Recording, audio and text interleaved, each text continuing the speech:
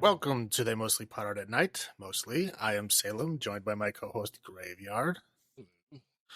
This is episode 40 of our weekly All Things Horror podcast. And boy, does this episode suck. Blood, that is. Real vampires can't walk in the sunshine, nor do they sparkle. Join us as we take a rickety carriage ride and explore Dracula, Bram Stoker's Dracula, and of course Renfield. And there were spoilers ahead because Renfield just came out. The 14th? 2 days ago, the time. Right. Yeah, so the 14th. So yeah, just came out. So be prepared for spoilers there. I guess the first movie, Dracula, would kind of count as spoilers because it is Renfield is a direct sequel to the 1931 original Dracula. Yeah. Which we're of course reviewing here first, but yes, that is a official sequel. Versus, Son of Dracula with Alucard and right. The cheesiness that quickly jumped from this series. Well, truthfully, the first one was cheesy, but it's the first one, so I guess it's forgiven for a little bit. I think so. Okay, so we will start with the original Dracula, the 1931 Dracula, starring the lovely Bela Lugosi. So, Graveyard, I'll let you take that recap away. Yeah, episode 2, we briefly touched on the Universal universe at this time in the 30s. Said it went from serious movies to comedies within 10 years. But here we are finally diving back into this with fuller detail than we had before. So I think we all kind of know the essential story of Dracula at this point in time, based on Bram Stoker's novel that came out, 1890 something around there or earlier? Yes, it was in the previous century. Well, from when this movie was made, it was the previous century. For us, it was 2 centuries ago. Yeah. So we kind of we're introduced to Renfield, and we already have a kind of big departure from the book. Is that Renfield never goes there, does he? No, he never visits Count Dracula. It's Harper the entire time. Yeah, in the original book, Renfield is just a crazy guy in the asylum. Right. He does do the bug eating thing. That is his deal, but that's how Dracula kind of cons him into letting him into the asylum in that version of the story.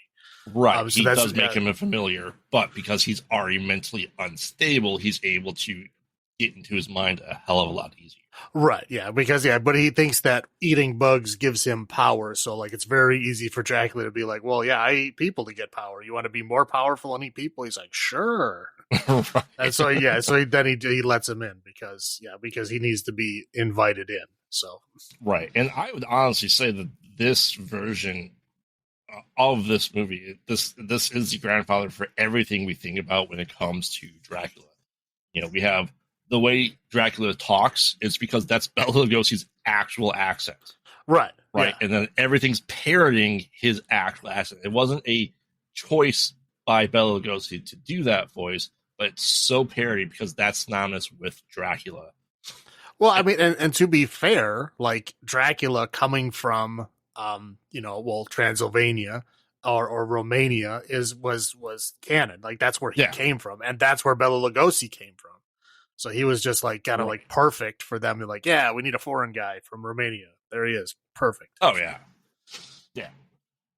So anyway, Renfield, is going to, we were debating this before we started. Is he let's call him a real estate agent or a clerk, or, they call him a solicitor in this. Essentially he's going there to finalize the sale of Carfax Abbey to Count Dracula. It's a long trip from England to the Hungarian, Budapest, Romanian area there. Because they said, Transylvanian borders 3 states. I think those were the 3 states. Yeah, well, again, this is 3 states back then. Who knows? I have no idea what the map looked like at that point. The old country. When someone says the old country, they mean this area. Okay. Well, yeah. Well, again, this is before World War I. this is before the USSR. I mean, I don't Yeah. know what the countries look like at this point at all. So, yeah. So essentially, he has a layover essentially in the village because he has to change carriages at that point in time. And we get very, I think, perfectly atmospheric village. You feel like you are in the old country that have the superstitions, that have the lore there. Like, oh, I'm going to, Castle Dracula. And like, it's like, oh no, you gotta take this cross. We don't dare go there after dark. So he switches carriages. Like one's waiting for him. Like only one particular carriage goes to the castle, right? And we see like a horrifically not OSHA safe road because it's sheer cliffs essentially on both sides. right. He kind of goes, hey, how close are you? You're going way too fast. Slow down. Sees a sheer cliff, but the driver has disappeared. But instead, there is a bat leading the horses. I gotta say that from 1931 to Suspiria in the 70s, the bat looks exactly the same. Well, yeah, I don't think they. I don't know if they still have even gotten that down yet now, but yeah, like Right. bat physics or something that people don't understand for some reason. Right, but I mean, once you say the Suspiria bat looks exactly the same as the bat from this movie, Right? Yeah, they probably used the same bat. who knows? Anyway, he kind of gets there. Like the driver disappeared. He gets there. He goes in, and he enters the castle, which is just really foreboding. That huge staircase, right? Like that, they built that, and that is impressive for them building that just for a set piece. I mean, it's tall. Yeah, well, I mean, half of that is just a matte painting, but yeah, the staircase is there. Yes, the staircase is there, but like, just it's beautiful. He kind of, we get the very familiar thing of him, Dracula walking through the cobwebs and coming out unscathed, and that Renfield tries to go through, and he has to use his like umbrella / cane to kind of get through it. And he's just, we cut, Dracula going up to the spider webs, cut, and he's on the other side. Yeah, so he kind of goes through there. He's signing all the paperwork and everything ready.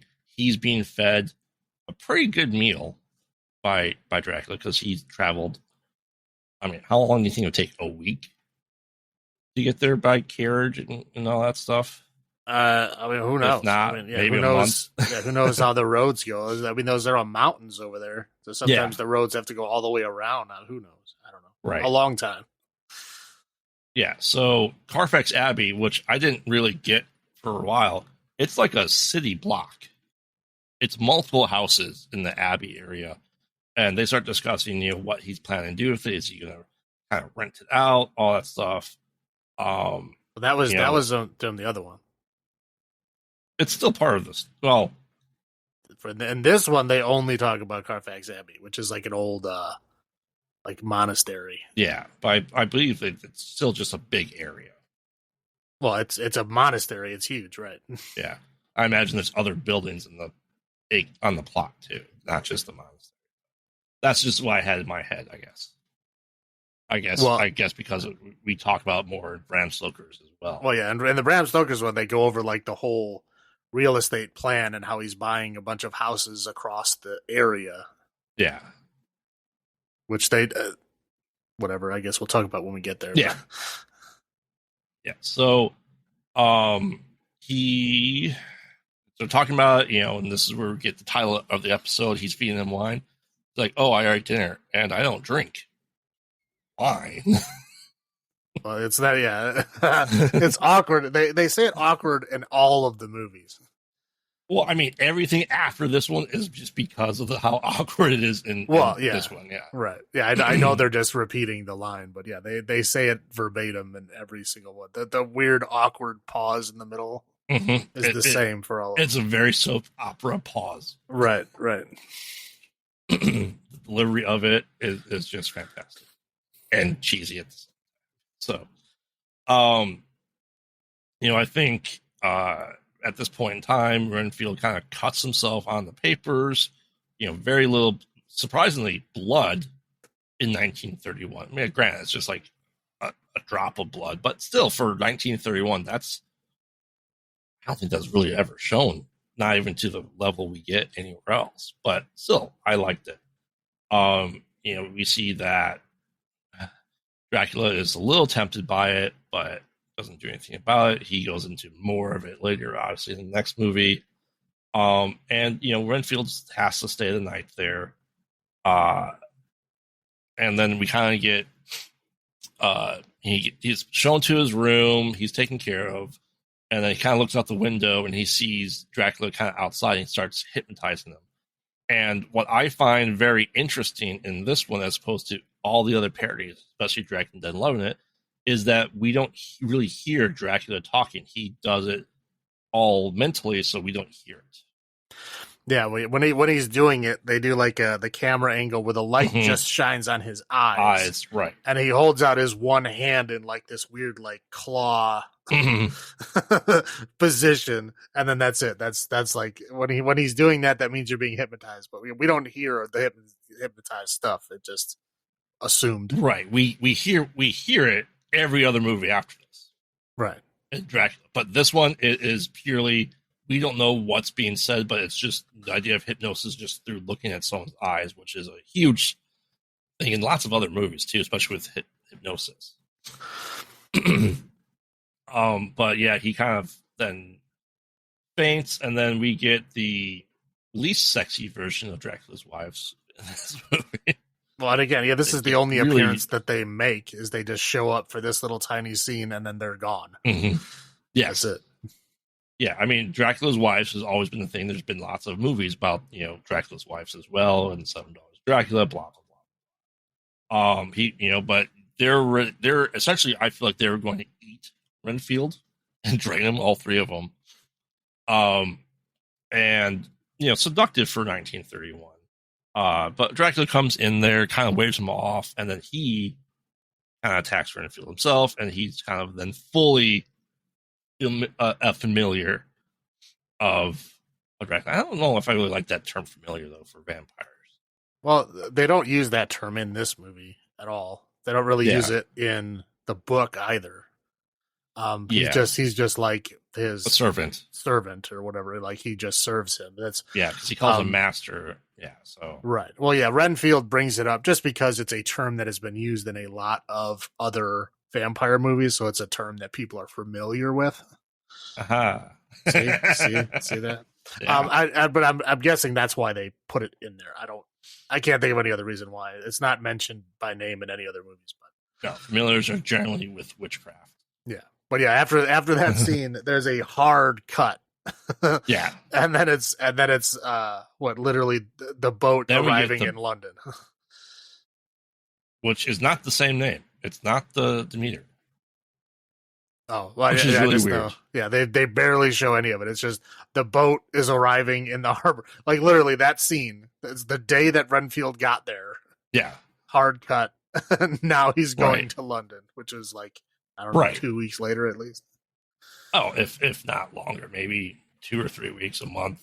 But essentially, Renfield's the only one left alive or found alive on that boat. Okay, if you're the last survivor, you may have killed everyone else. Right. Yeah. Well, I mean, but to be fair, he is like crazy. He's doing like this weird Joker laugh. Yeah. So yeah, they're like, okay, this dude's lost it. Which, Peter McNeil does a fantastic version of it in Dracula Dead and Loving It. I think he's great for it. But anyway, so yeah, they're like, okay, you need to go to the sanatorium, which happens to be next to Carfax Abbey. The serendipity, how convenient of that, where Dracula moved into is literally next door to where his servant is. Then we kind of get, in the we get to meet kind of more of the rest of the cast: Dr. Seward, Lucy, Mina, Jonathan Harker, all kind of seeing the play. They are introduced to Count Dracula.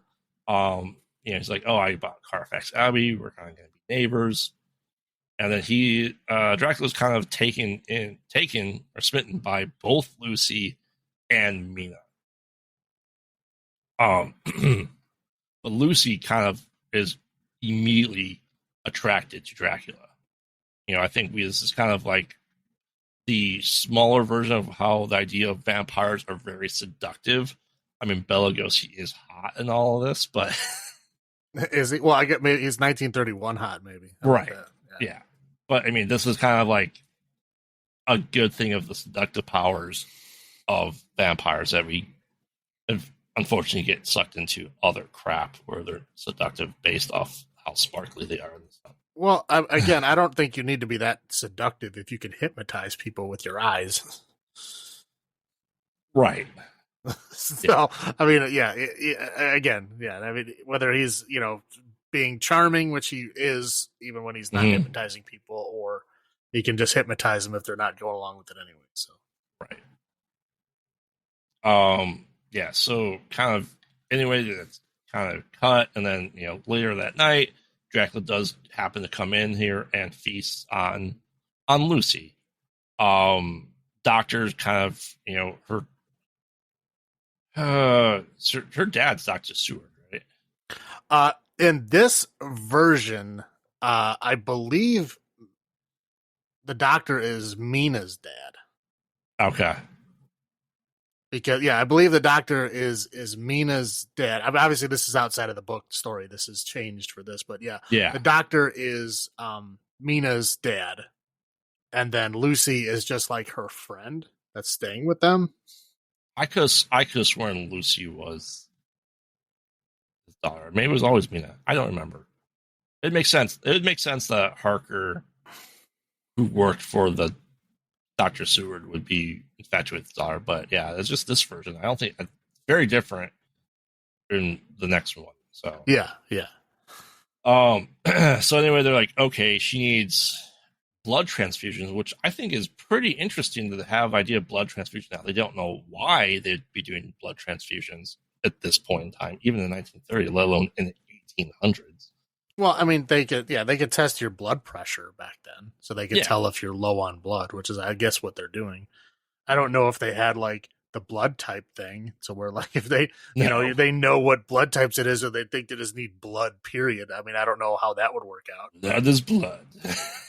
Yeah, again, I don't know what would happen if somebody with a different blood type gets a transfusion. Like, I'm assuming it's bad because they don't do that now.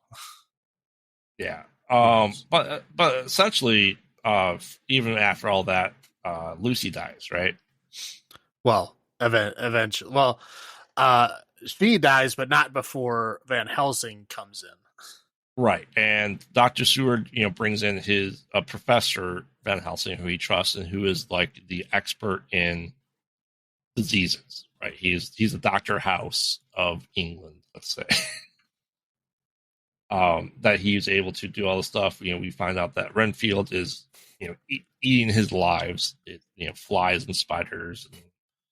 And, that's how he continues to have powers like Dracula, as you stated earlier. Dracula takes human lives. Renfield gets small lives, little lives. And I think Van Helsing sees Renfield, realizes kind of what he's doing, kind of analyzes his blood and other blood, and realizes that he's going to the old lore book of vampire, right? And he's just kind of, it makes sense if vampirism has always kind of been the idea of a blood disease, and it's kind of, the vampirism kind of was based off of blood disease. They just didn't understand at that point in time. So I think it's pretty interesting that even then, we're talking like the turn of the century, or before the turn of the century medicine, and they understood a little bit. Obviously not everything, but it potentially being a blood disease. Right. Well, I've read a lot about the history of it and why how they think it came about. And it was basically the way that they stored bodies or preserved bodies back then, to where like if you Yeah. take the body and you put it in whatever, like a shed, I don't know, wherever they keep bodies before the funeral and all that kind of stuff. If certain conditions are met, if you go in the shed like the next day or a couple days later, you will see it looks kind of like the body has a little bit more life in it, and there's like blood dripping from the mouth. And so Right. at that point in time, they would assume that, oh, they get up during the night as the undead and drink blood. And that's what makes them look. And they also look like they have full bellies from the gases built up, Right, like they just recently stuff like aged. that. Yeah. So it became the legend. And it's just based on how bodies decompose. And the fingers were shriveled up, so it looks like the nails grew, hair still growing, blah blah blah. Right. Anemacy was a big part of it too. People were allergic to the sunlight, still are allergic to the sunlight. So there's a whole bunch of contributing factors that were all kind of compiled by, I think, Bram into all this lore that's existed for a couple hundred years. He just combined it into one cohesive story, and this is how we get Dracula. Right, which is funny because a lot of the things that he researched are just plain wrong. Yeah, and just plain, it takes legends that aren't really true or very very rare when you're talking about vampire stuff and makes them fact. I mean, just the fact of Dracula, the name itself, he used the name because he thought it was an interesting name, and he thought it was Romanian for devil, which it is not. Yeah. But that's why he used it. There was no real meaning behind it. He thought it meant devil, so he's like, oh, that's a cool name. And then he was just wrong because he didn't speak Romanian. He was just going off of the book. Yeah. Like I said, it's just compile of lore, bits and pieces into one cohesive. Right. Lack of better words. Anyway, so we get back to it. Renfield saying that he needs to be taken away because he's afraid his cries will upset Mina, right? And we see a little bit of him being a little bit human. Well, he doesn't say that he needs to be taken away. He says that Mina needs to be taken away. Oh, yeah. Basically just trying to get her away from him so that Dracula can't find her. Right. But they do all the stuff on Lucy to try to get him to not show back up with the wolf's bane and and all that kind of stuff, which, like you said, ultimately fails, and she ends up dying. Right. Yeah. So and through that, Renfield hears his master. He's that Renfield. I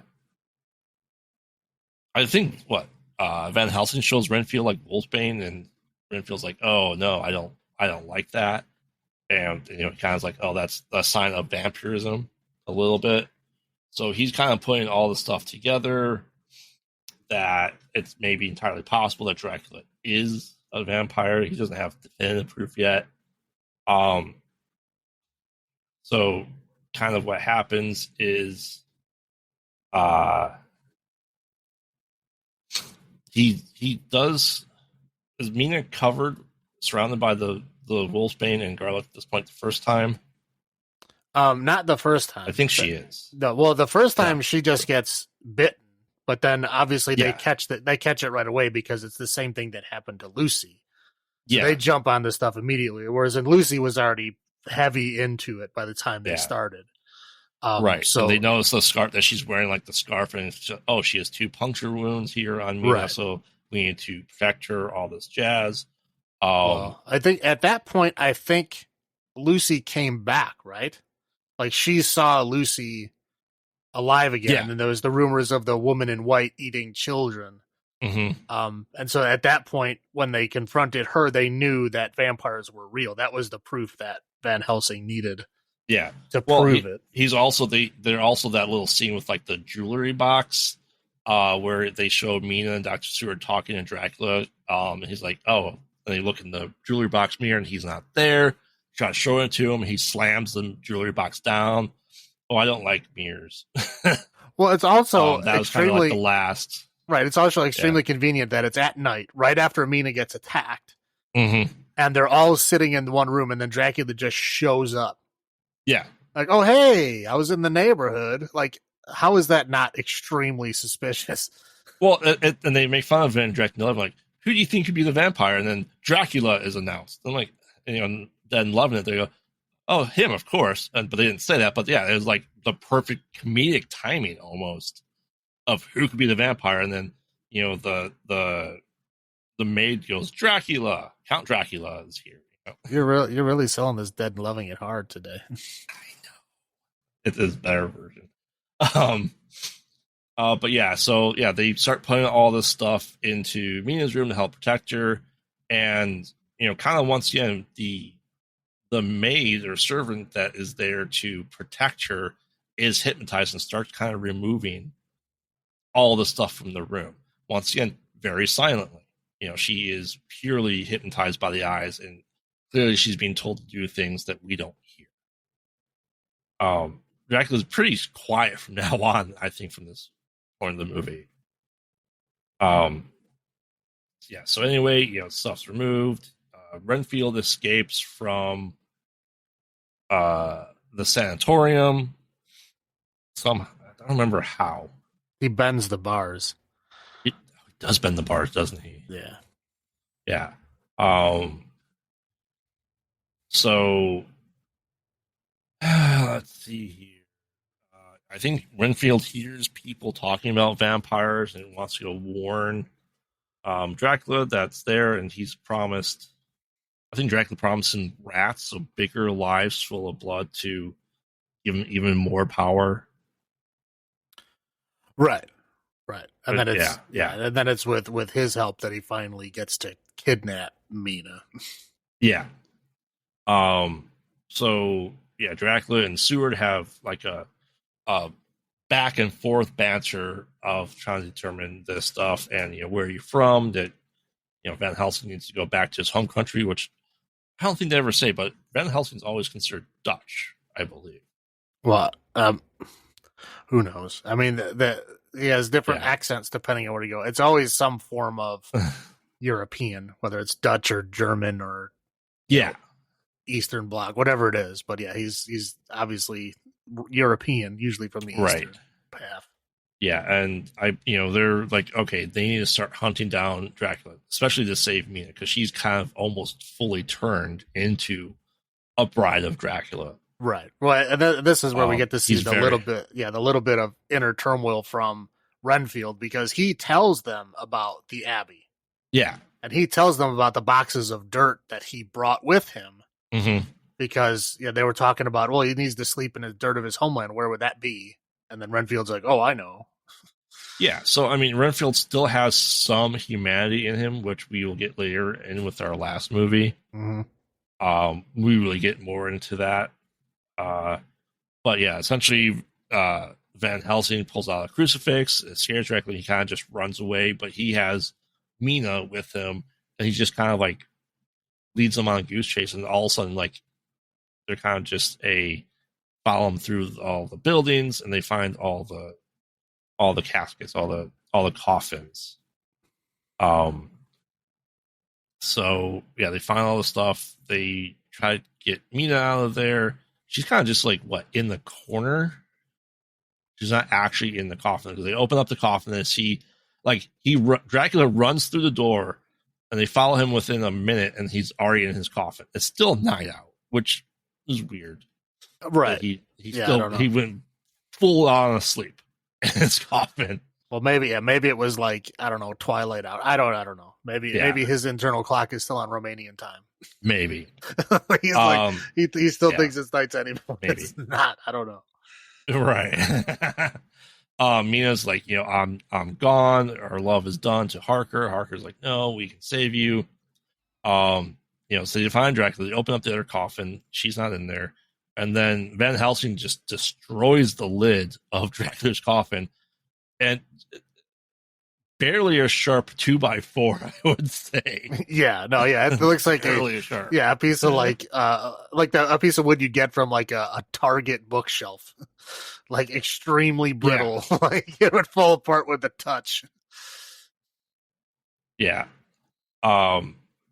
Yeah, so then they kind of like, I gotta drive it through his heart, and we don't see it. No, yeah, they hear it. Yeah, they cut away. I'd love to see how that would go through somebody. Well, pretty sure that's why they don't show it. Yeah. So essentially, he's theoretically killed, and then Mina is no longer fully turned into vampire because there's always that lore of, they drink your blood, you drink theirs, and then when you die, you become full vampire. Yeah, obviously, the lore changes a lot. But. Right. Yeah, it changes a lot. Even in these 3 movies, it changes all over the place. Yes. I don't know what the real thing is. They don't really describe that in the original book. No. Like, it's basically just like victims of Dracula if he wants them to come back. That's about it. That's like the only thing they really say. It's a choice to make a vampire versus right. Not. But yeah, these other ones it's like random. Correct. Yeah, and then essentially Mina's normal, back to normal, end of movie. Elfine, yes. Yes. I'll go first into my first thoughts. I mean, this is a classic for obviously we were not allowed to go see this in theaters for when do you think the first time you watched this was? 80s, 90s, if not later? Jesus, I don't know. Probably in the 80s. I mean, I don't know. I don't know if I've ever watched it all the way through in one sitting. It's one of those movies that's been on a million times. Yeah. But it does drag in parts. So, like, especially with commercial breaks, I was probably flipping around to other things. I mean, I don't know if it was a movie I ever rented to watch through, but I mean, I've seen it all, just maybe not at the same time. I mean, and because it's so old, and by the time we were getting into horror movies as youngsters, we didn't probably necessarily care for the idea of a black and white movie that wasn't the gore fest that we grew up with in the 80s.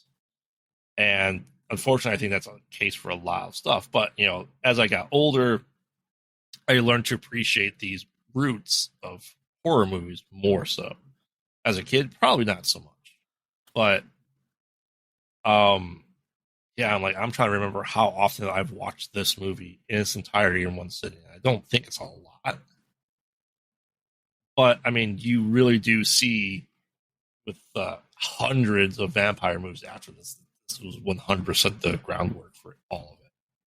Well, yeah, this is the foundation stone for everything that came after. I mean, it's not the very first depiction of Dracula on screen, because I think technically Bram Stoker himself wrote one back in the late 1800s. Yeah. And I think there was a couple minor ones before this one, but this is, by far the most definitive first step for Dracula as a character. I mean, before this, we had Nosferatu. Right. Which is a whole other thing. Well, yeah, but the Nosferatu is close enough to be like the dollar store version of Dracula, but they still got sued and they lost because it was basically all the characters were the same. Right. I mean, this is a classic. And I think for 1931, what was an hour and 11 minutes, was a pretty damn long movie. I mean, they tried to keep movies to about an hour-ish at that time. Yeah, but I mean, it was. I still enjoy it. I have the collection on the DVD or Blu-ray box sets, the classic collection of all the Universal monsters. I have all these on Laserdisc that exist on Laserdisc. I mean, so I do thoroughly enjoy it, and it was kind of the first universe made by Universal Pictures, because as we discussed 38 episodes ago, it was the first creation of a shared universe, which no one's been able to replicate for Universal monsters since then, which is amazing. For 90 years later, we still can't do it. Not for lack of trying. Oh, correct. They really, really tried. But I mean, what were your first thoughts and rewatches on this? As you got older, have you grown to appreciate it more? Like me? Yeah, well, I appreciate it more just because I watched a lot more older movies. Like when I was first watching it, I was like, yeah, whatever. I don't really care. It doesn't really sell it off for movies back in this time period. They're more about speaking. They're more about, like, most conflicts are worked out by talking. Even like when there are, guns or weapons and stuff involved, there's still a whole lot of talking, and that's where most of your conflict comes from. and there'll be like a minor action scene, but they're, obviously the effects are horrible because and that's because obviously back then that was the best as they got, and that's why they stuck with a lot of talking conflict resolution, because it filmed much better. Like stunt stuff. I mean, there was like stunt movies. Don't get me wrong. I mean, there's like Buster Keaton and Keystone Cops and all that stuff, which was all action based stuff. But when it came to like a movie, with resolution between actors, that's what they did. It was all talking. I mean, and having respect for those kind of movies, and then watching this again, you see where it comes from, you see where it goes.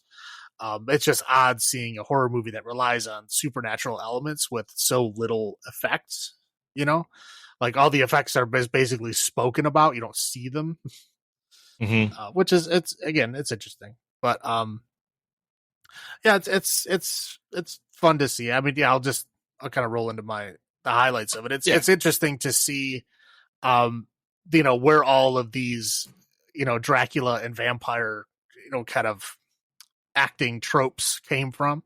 Like where when Bela Lugosi sees the crucifix and he like holds up his cape and turns his head away and hisses, like you still see that now. I mean, it's literally that's like the default thing that vampires do when they see a crucifix, right? But like he was the first one to do that. Like he set the standard for that. Yes. But yeah, so I mean, it's interesting just to see this stuff, originate. The initial, thing of this where everybody copies off of it later on. It's interesting to see. Yeah, I mean, low points. I mean, I would say the bats. There's a lot of bats, and they're horrible. I mean, they are bad. You can literally see the wire holding them up, and it's just like you can literally see somebody just like yanking up and down on the wire, and it just the bat is kind of sort of flopping around. Like it doesn't even look like it's flapping its wings. It's just flopping around, and like that's it. Yeah. So yeah, that's not great. And also just the weird kind of changes to the book. And I get they did a lot of those for time reasons. Yeah. Like the whole last act of the story is not there. There's like the original story, like the confrontation at the Abbey is literally just like part one of the finale, and then they go back to like Dracula's castle. That whole part in this movie is not there. They end it all at the Abbey again for time, I'm assuming. Yeah, I mean, it's interesting. There's not. You've read the original book, right? Yeah. There's none of that. Because the book reads like just a bunch of like diary entries, from all the different characters. And there's like no allusion to that in this story at all. No. The characters are all kind of mixed around. Like Renfield takes Jonathan Harker's place. Jonathan Harker is just kind of like a placeholder character. He really doesn't do anything other than being, Mina's, love interest character. But he doesn't do anything but like complain to the dad. That's it. I mean, he really doesn't do anything at all. Yeah. I mean, like Van Helsing is very interesting because almost all the portrayals after this, Van Helsing is like a vampire hunter. Like knows all about vampires, knows how to kill them, has fought them in the past, kind of thing.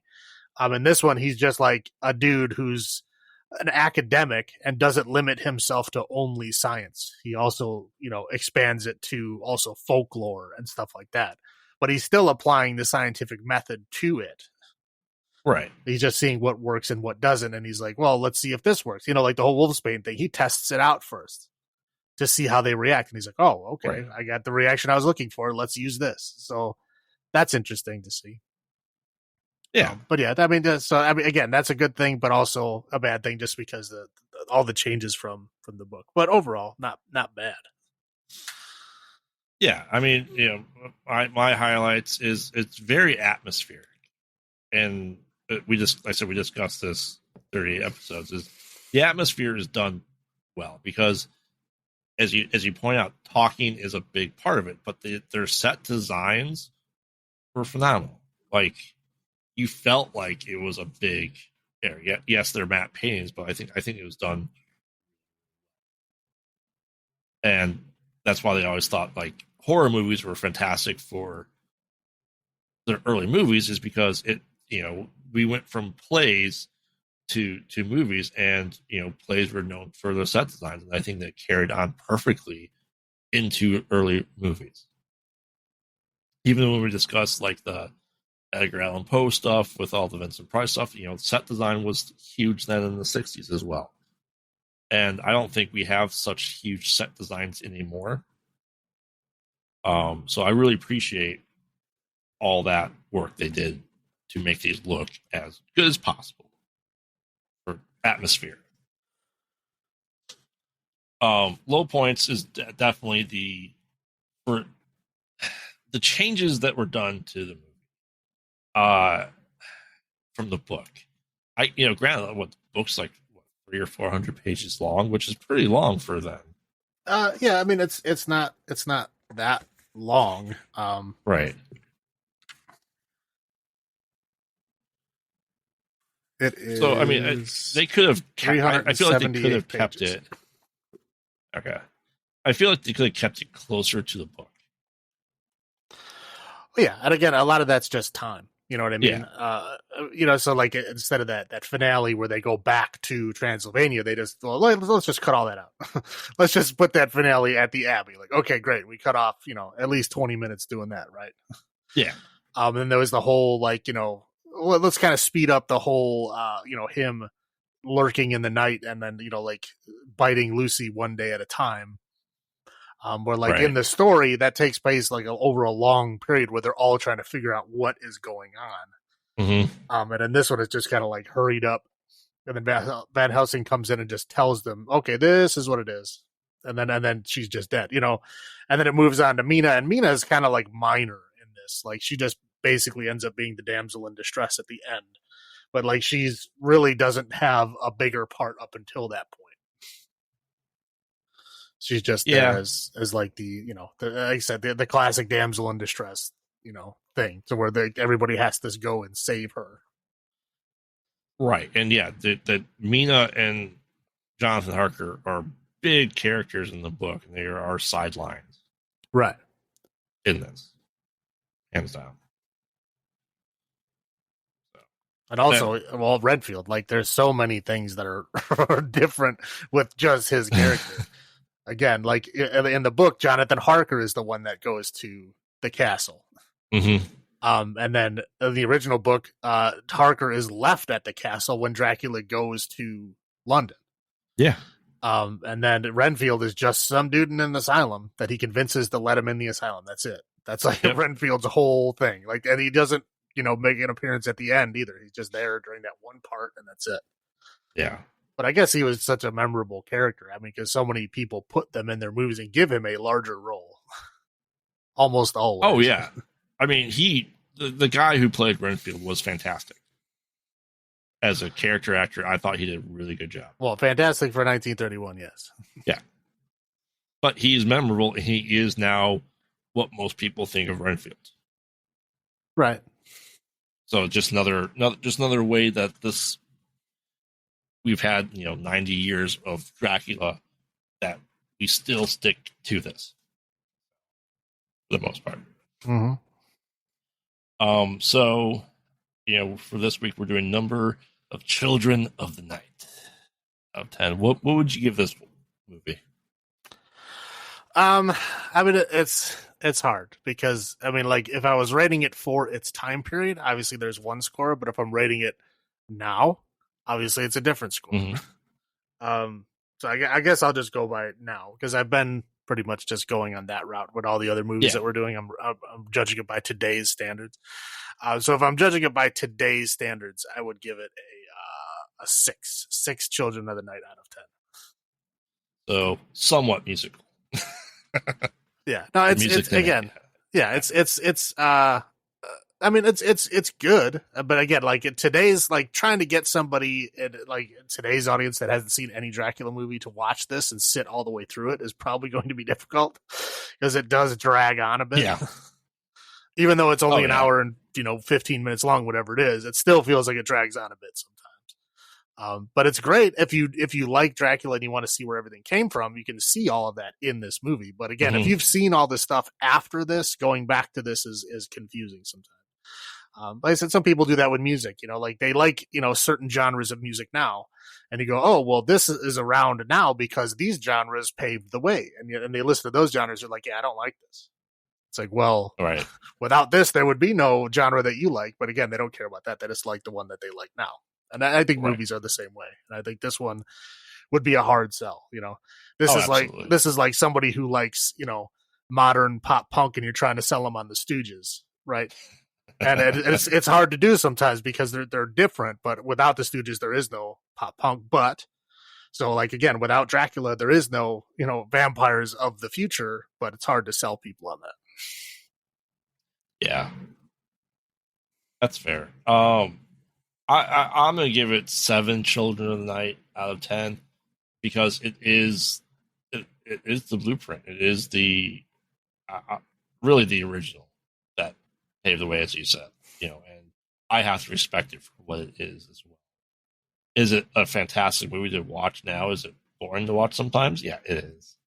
But it's a classic. I think it's going to stay a classic forever, honestly. Yeah, I mean, if it's lasted this long, it'll keep going. Oh yeah, it's been brought over to like every format that exists, and it'll probably continue doing so.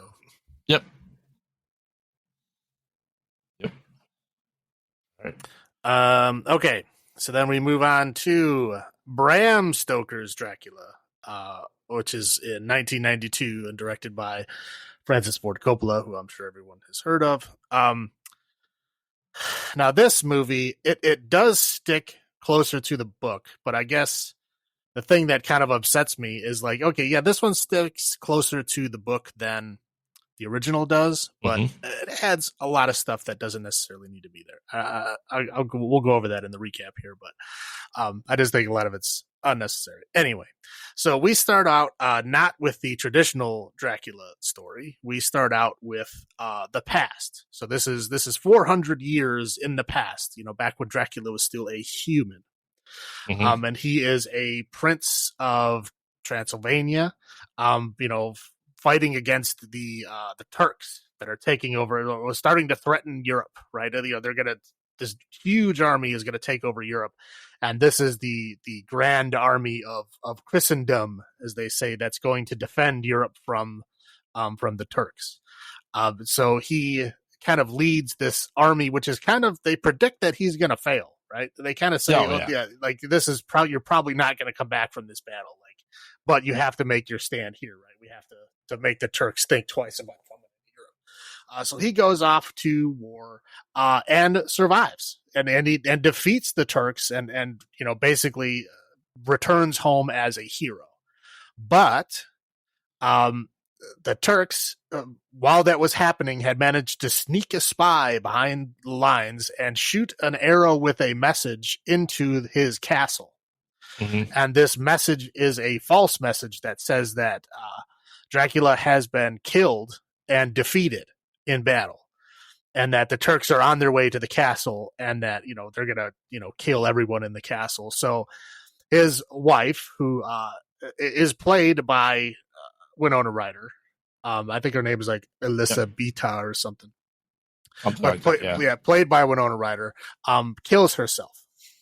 Because she, obviously can't live without him, and if he's dead, she wants to kill herself before the Turks get there.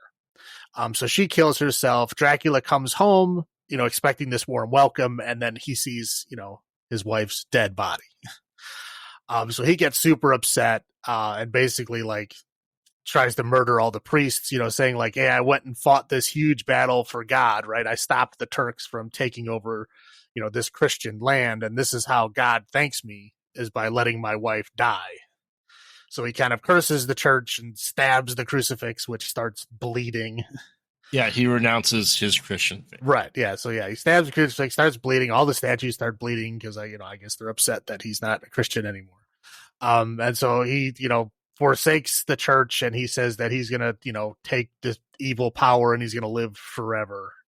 They don't really explain how or why, but that's what he says. And then it cuts to the traditional beginning of the Mhm. Dracula story, where Jonathan Harker, played by Keanu Reeves, is basically getting told by his boss, like, there's this other guy that was sent out to get these contracts signed. He came back crazy, who is Renfield.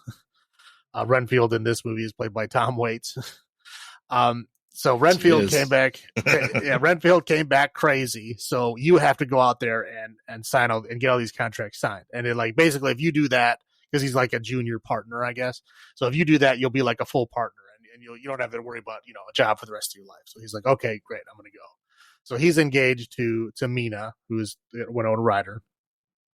And so, yeah, he says, yeah, I'm sorry, I got to go, but, by doing this, I'll secure our future so that we can get married, because they're not married at this point.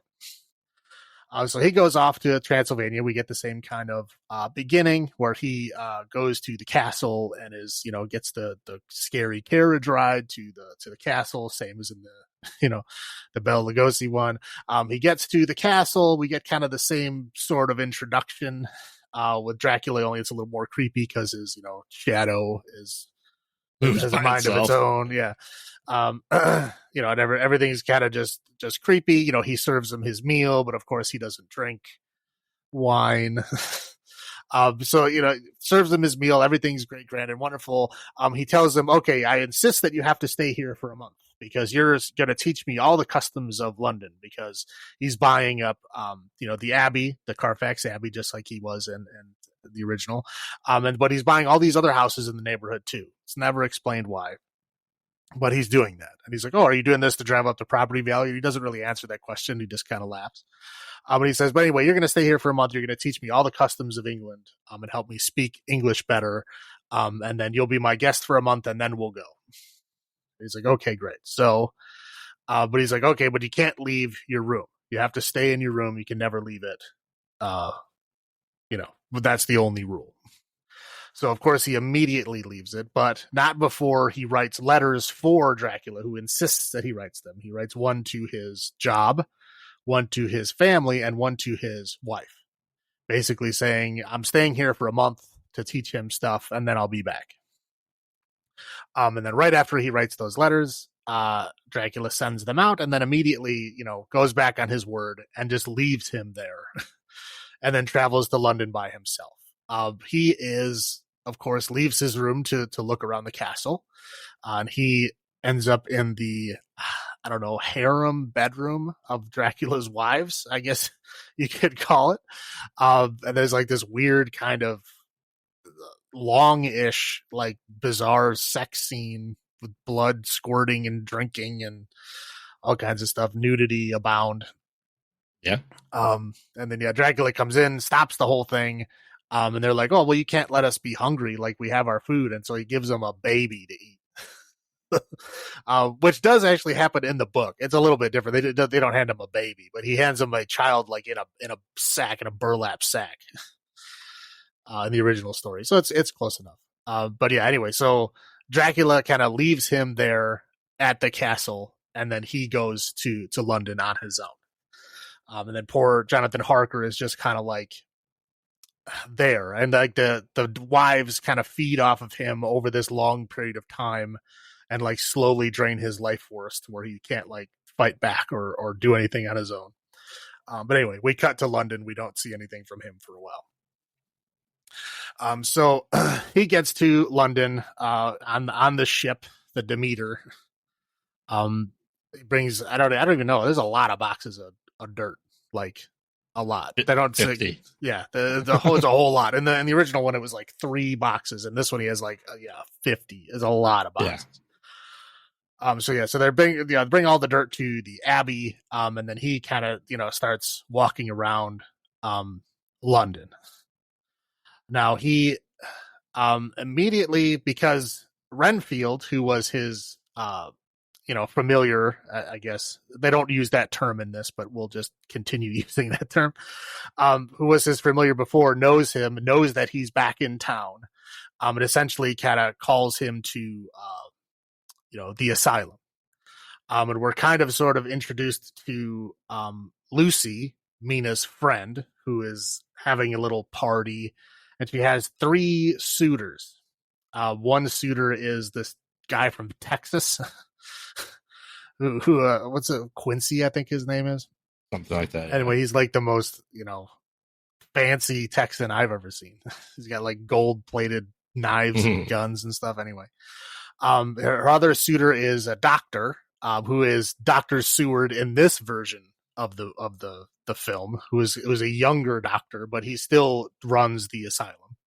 Yes. And then the third one is, I don't know, Arthur or something. I forgot his last name, but played by Carrie Elwes.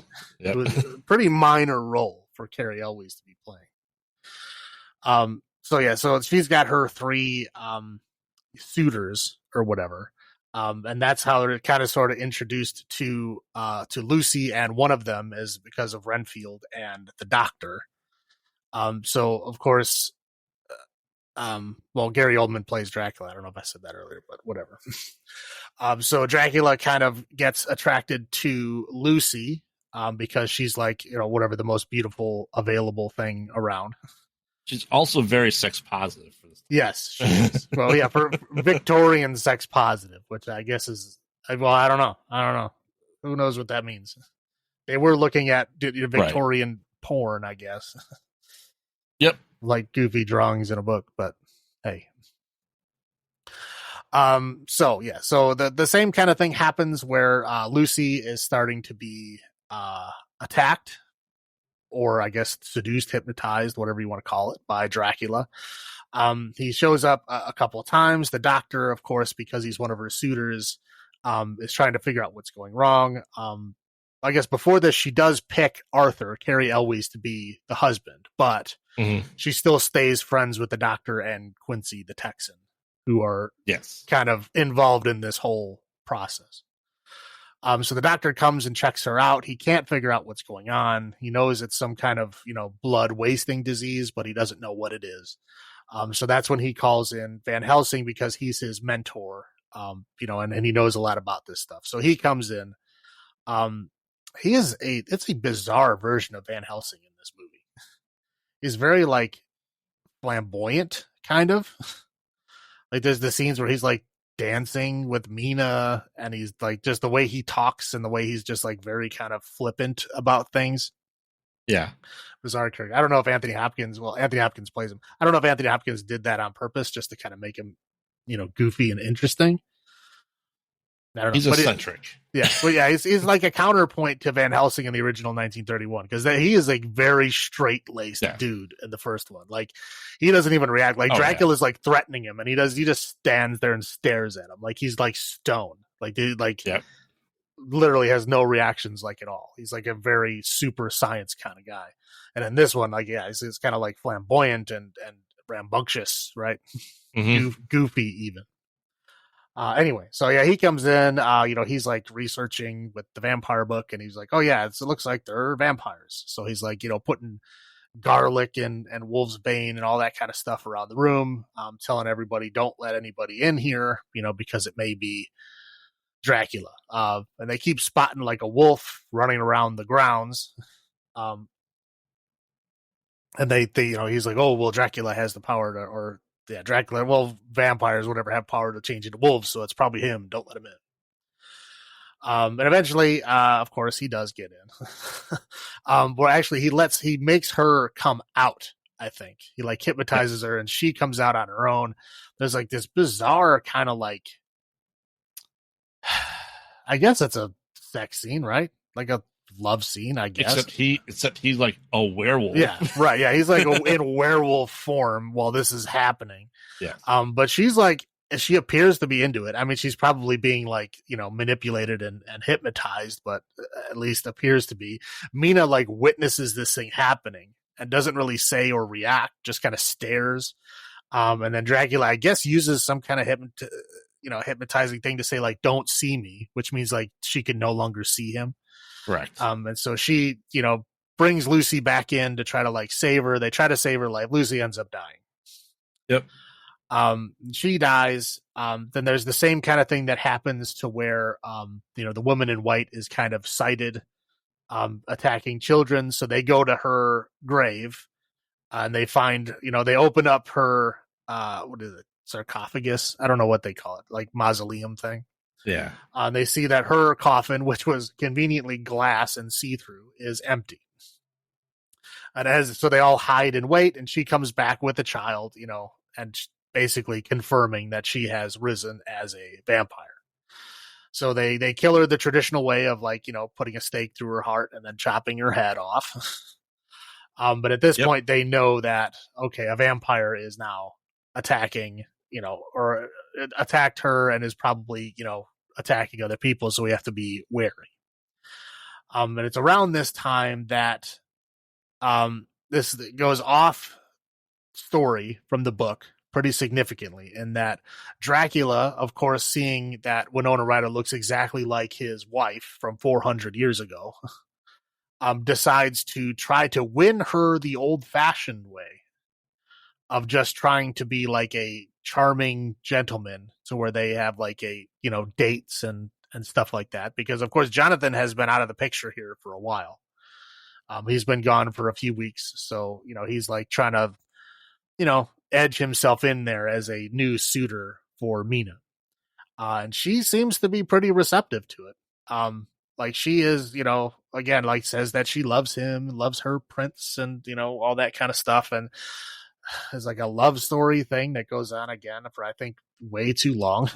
But eventually that ends when Jonathan Harker manages to finally escape from the Brides of Dracula and make his way to I don't know, what is it, a convent? The bunch of nuns. Yeah. And the nuns nurse him back to health. And then when he's healthy enough, he tells them, you got to write Mina, right? You have to tell her what's going on. So he doesn't tell her all of what's going on. He just tells her that she needs to come to this convent so they can be married immediately. And she does that. And she leaves Dracula behind, literally stands him up on a date that they had to go and get married. I guess another thing I should stress, which again only means something during this point of the film and literally is never mentioned again, is that they say that, oh yeah, he can come out during the day, but he's just not as powerful during the day. Correct. So yeah, all of their dates and things happen during the day. He meets her on the street in broad daylight. And again, daylight does not harm him at all. Apparently it just lessens his strength. Sure. But again, after that dating stretch, again, it is never mentioned again. So yeah, so she goes to this convent, they get married in the appears to be, Orthodox Russian church way. Yeah. And then they come back, which I don't understand why he couldn't just come back and get married there. I don't know why she needed to get married to him immediately upon getting there. Anyway, probably just to get her to come faster. I don't know. Yeah. So anyway, he goes back, and they all kind of put their heads together, and then kind of realize that, so who we got at this point? We got Quincy, we got Arthur. Quincy's the Texan guy. We got Arthur, Carrie Elwes. We got the doctor. Yep. So the Van Helsing, and now Jonathan Harker, who is now back with gray hair, which progressively gets grayer as the movie goes on. Yes. At this point, he just has a touch, like a frosting of gray. And then by the end of the movie, it's completely white. So anyway, so they all kind of put their heads together and they're trying to figure out what's going on. At this point, he's still visiting Mina at night, even though she's now married. But she's basically telling him that, well, I may be married now, but I still, love you.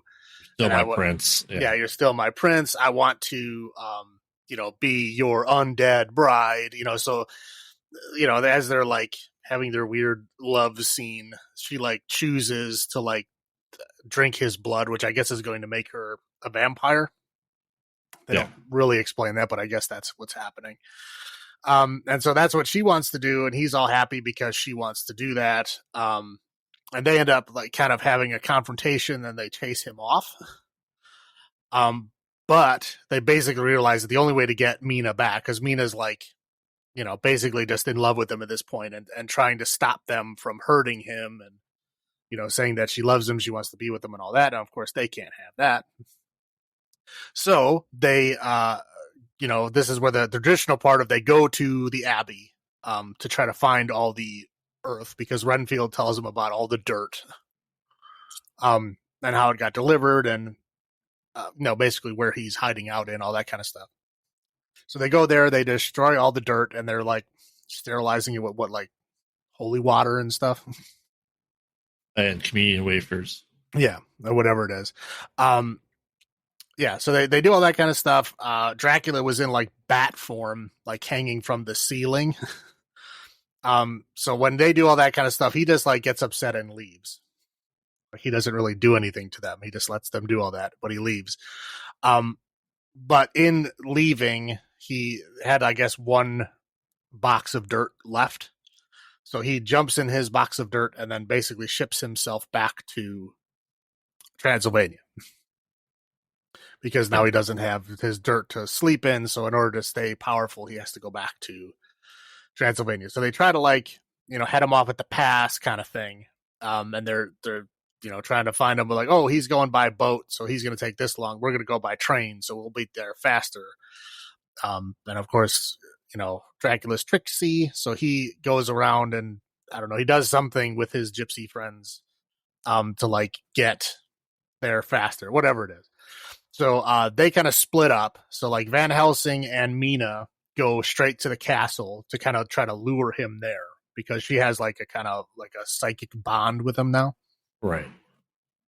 So trying to lure him there, they have a confrontation with Dracula's brides, who Van Helsing basically single-handedly kills all of them.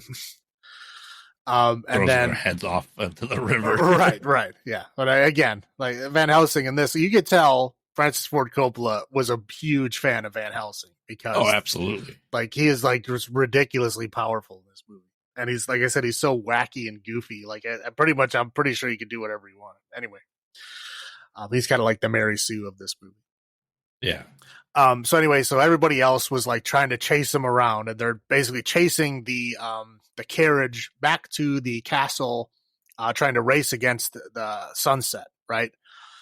So it's was it Quincy and Jonathan and was it the doctor? I don't remember. I think there's a few of them. Anyway, they're chasing this carriage, who are and Dracula's still hiding in his box of dirt in the back of the carriage, but because the sun's out for whatever reason now, he can't go out in the sun.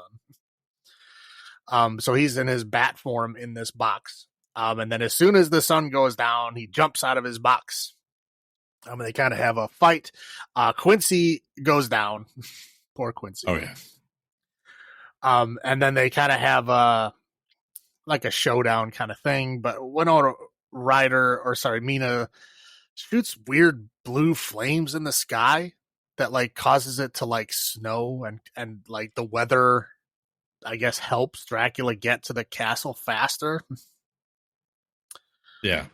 Somehow. Anyway, that's not really explained as to what's going on. There was a scene earlier in the movie when Jonathan first got to the castle where he saw like some blue flames out in front of it, but they weren't doing anything. They were just there. So this is the second appearance of the blue flame circles that she shoots into the sky, and that makes it snow. Anyway, so they get back to the castle, a big confrontation, and of course they win. But it's kind of like a bittersweet win because like Mina is obviously very upset that Dracula is now gone.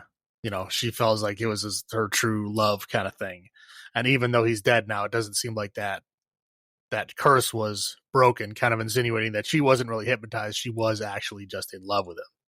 Which is funny because she's the one that drives the sword further into him and cuts off his head. Right. And she does that, I think, because he wanted her to. Like, he wanted it to just be over. Like, yeah. He knew that at this point in time, he was never going to be able to live with her in peace. And I think he just wanted it to finally be over. Again, it is a weird ending. I don't understand fully what they were trying to convey there. I think there's some missing pieces or something. But yeah, so essentially, whatever. It essentially just ends there. Yep. Credits roll. That's right. So, what was your first thoughts when watching this movie?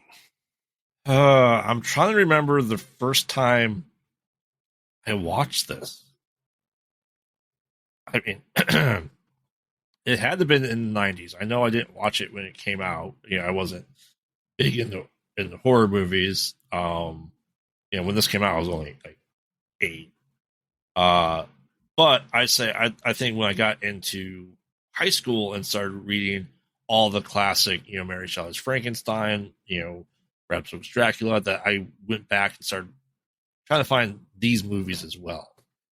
And yeah, it is, for the most part, other than what we'll discuss probably as low points, is very faithful to the book in a lot of ways. More so than the 1931 Dracula. Right. It's, but there is more stuff in here that's added, I think, unnecessarily. Definitely.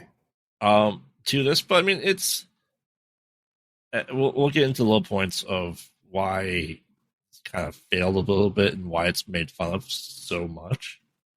But I mean, it's not something I go out of my way to watch and rewatch.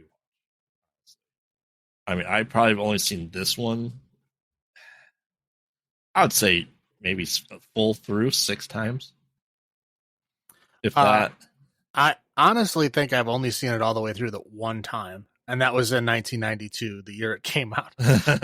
I rented it because obviously it was Dracula, right? So I rented it and watched it. Wasn't really impressed with it. I mean, it wasn't really what I was looking for at that time, and it's really not what I'm looking for now, to be honest. Yeah. So like like I said, I mean, highlights of this are one, it does stick closer to the book. Unlike the original, Renfield is, again, he was the lawyer that went out there first, but he is just kind of just the guy in the asylum. So at least it's closer to the book. It's interesting how they do a lot of like they show the diary entries, right? They show the people writing in the diary, because again, that's how the original book was written. It was just a bunch of diary entries. So they show like, and they narrate. Right. And they narrate based on their diary entry. Yeah. Right. Yeah. So yeah, it's like, we get Jonathan, we get Mina, we get Van Helsing, we get the doctor. They're all doing their, all kind of, moving the story along with their diary entries, just like they did in the book. So again, a lot of these things, they stay very close to the book. I thought they did a great job with a lot of that stuff. There's some fun things in there. I think the initial like opening, giving Dracula kind of that backstory, was interesting. A lot of people assume that Bram Stoker was trying to make Vlad Tepes Dracula. And that's not the case. He may have taken some inspiration from him. Yeah. But as far as him being Vlad Tepes, I know a lot of people, especially now, or a lot of people in the Dracula world assume that's who he is, or a lot of times straight out say that that's who he is. I would say that you get that in this movie too, because when he's on the battlefield, they show him impaling his enemy. Oh yeah, no, this one they are for sure saying that he is Vlad. No, they don't actually. I don't think they outright say it. No, I mean he's impaling his enemies. Right. I mean, he is impaling his enemies. He is fighting the Turkish horde. I mean, again, these are all the things that the real Vlad Tepes did. Right. Vlad Tepes, he was not a nice guy. He impaled a lot of people and was very. There's a lot of stories going around. Like, it sounds like really very bad stuff. But if you look at what was happening in his country at that time, some of it is explainable. I'm not going to say all of it is. I'm not going to say dipping your bread in blood and watching people die is good at any time or in any situation. It's not. But yeah, he was fighting for his homeland, and a lot of people around him were dying, and he was killing the people that were killing his people. So to him, he thought he was doing good things. But again, just because you're doing bad things for good reasons doesn't make it right. Right. But yeah, like, again, it's heavily implied that he is Vlad Tepes in this. In the original book, it's not insinuated at all. Again, he may have taken some inspiration from that, right? Like, I obviously took inspiration from a lot of Romanian folklore and stuff. Yeah. And that's where a lot of this stuff came from. But again, him being Vlad Tepes is kind of a later on thing. But in this one, it is. But again, I understand he's trying to make Dracula not just the villain, because in the 1931 he was just a villain. He didn't really have any redeemable features. They didn't give him a backstory or a reason why he was doing this. He was just doing it because he was a vampire, right? That's it. Yeah. In this one, they give him a backstory of like what he was doing, why he hated the church, why he recoiled from crucifixes, right? Because he hated the church that much.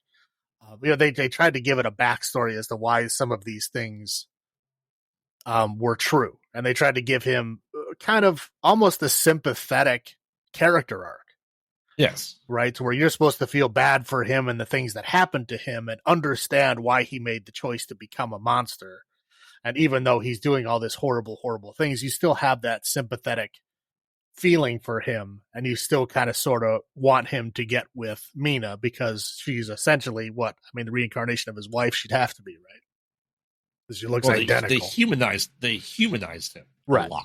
Yeah, exactly. They gave him that character arc where he's not just a villain. He is just, following along. But again, there's a lot of things they don't quite totally explain. Like, okay, if he was just not the villain, why would he have those wives?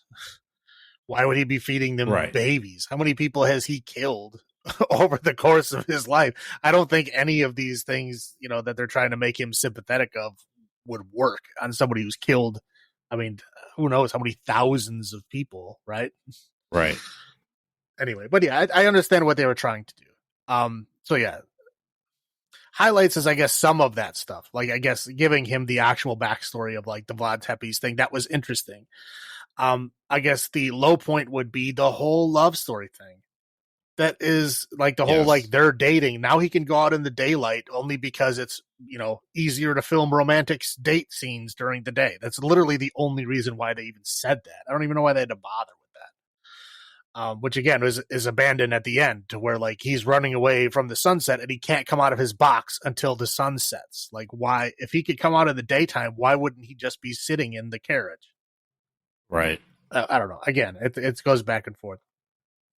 But yeah, the love scene is just drawn out and just out of place, I would say. It's just, again, it's not in the original book at all. I don't understand why they do that. I understand they're trying to make him a sympathetic character, but even if he's a sympathetic character, he doesn't necessarily have to have a love story arc, right? The love story arc is in addition to that. Like I said, I like the whole backstory in him and at least giving him a personality, right? A reason why. And then the love story thing is just completely unnecessary. And this movie does drag on a bit. And it really drags on during those love story parts. They really feel like they're out of place. They're just not very well done. And I don't get it. I mean, obviously this is Francis Ford Coppola. That's why he got to do whatever he wanted to do. I just don't understand why, if you're trying to make it closer to the book, why would you add this extra goofy stuff in there? I don't know. This is over a 2-hour movie. Right. Yeah. Yeah. Over 2 hours, of which it feels like an hour is love scenes. Obviously, I know that's not true, but that's how it feels. They feel so long and so drawn out and so pointless. Yeah. Yeah. My highlights and low points are going to be the same thing. The creature effects. All right. Now, because he had a human bat form, he had a werewolf form, then he had a bat, he had a wolf, then he had young himself, and then he had old himself, and they switched it so many times. Don't forget the time where he turned into a swarm of rats. Yes, he did that too. So, like, they said, we're doing every piece of lore for Dracula. Here it is. Everything he can turn into, we're having it here. Oh, and Mist. He turned into two different versions of Mist. One, it was the regular gray version, and then also a green version of Mist. Yes. Now, which is also in the lore. Yeah. Right? So, don't get me wrong. The creature effects were fantastic. Yeah, especially for the time period. I mean, yeah, like the werewolf effects, the bat effects. I mean, they were much better, yes. But he switched through them so randomly, it feels like. Right. And you could argue that, he didn't really eat a lot of people, and so when he went to London and started doing that, he revitalized and became younger. And then maybe, we're seeing the opposite with Jonathan Harker as his essence was drained out, he was getting older. They never come outright and say it. It's a wild guess that you have to make. Well, yeah. But he also reverts back to the old version of himself later on in the movie, too. Without, I'd say, battle damage for him to get back to that point. Right. Like I said, yeah, his hair this keeps turning more and more gray. Right. I mean, maybe he dyed it back at the end. I don't know. Who knows?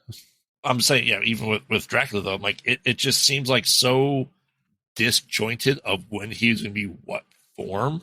Right.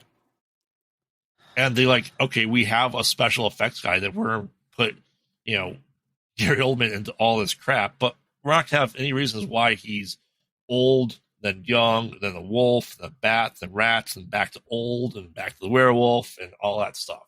So it's almost, it feels like a very disjointed transformation. But it looks great. Right.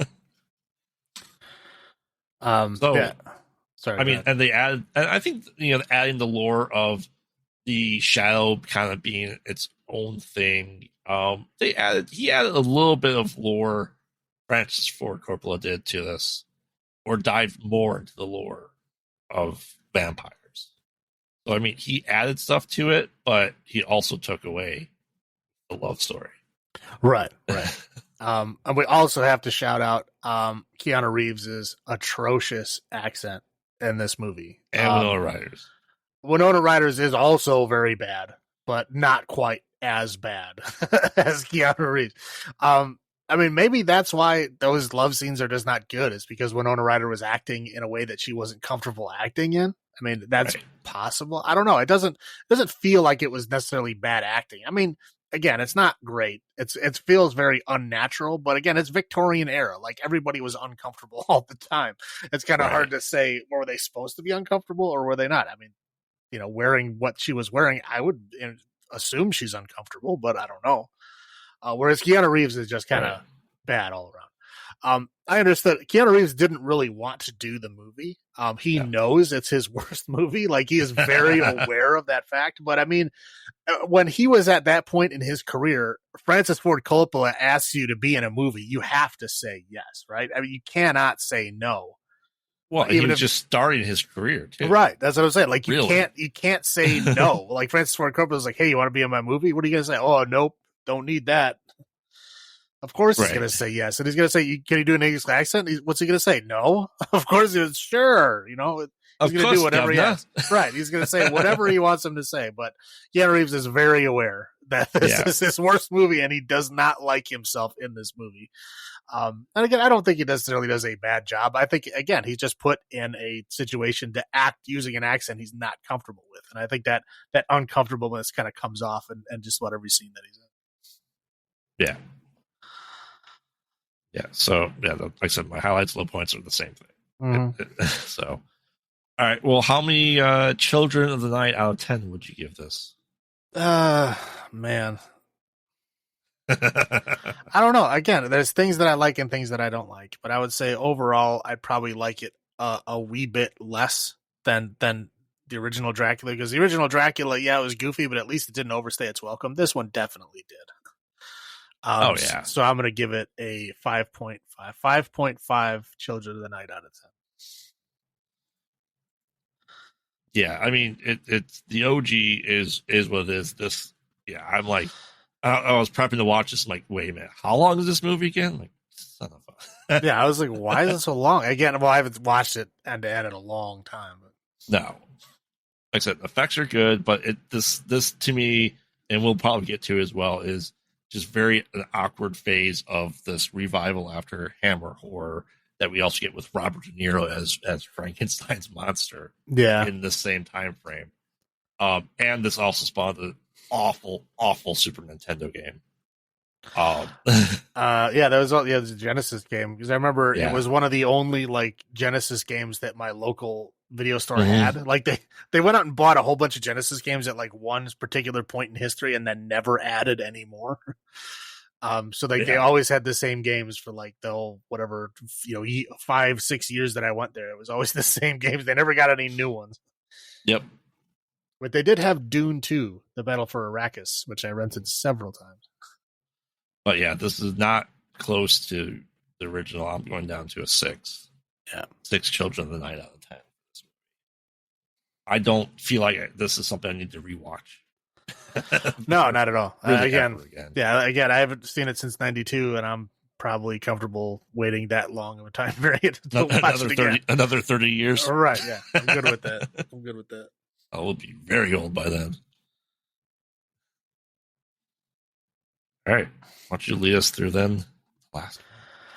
Okay, so now we're up to Renfield. Came out. Spoilers ahead. Yeah, so, well, spoilers ahead. Came out this year, literally at time of recording 2 days ago. So Renfield starts out literally recapping Dracula 1931. I think, well, I guess technically it opens up with like what is it, like Assholes Anonymous? What is the name of it's like Codependence Anonymous. Yeah, or like Toxic Relationship Anonymous, whatever it is. He's in there talking about how he has, or he doesn't share, but it's basically, we get a kind of a monologue over, basically explaining how he got here, what he's doing. And kind of doing like a recap of Dracula, the 1931 Dracula, only this time starring Nicholas Hoult as Renfield and Nicolas Cage as Dracula.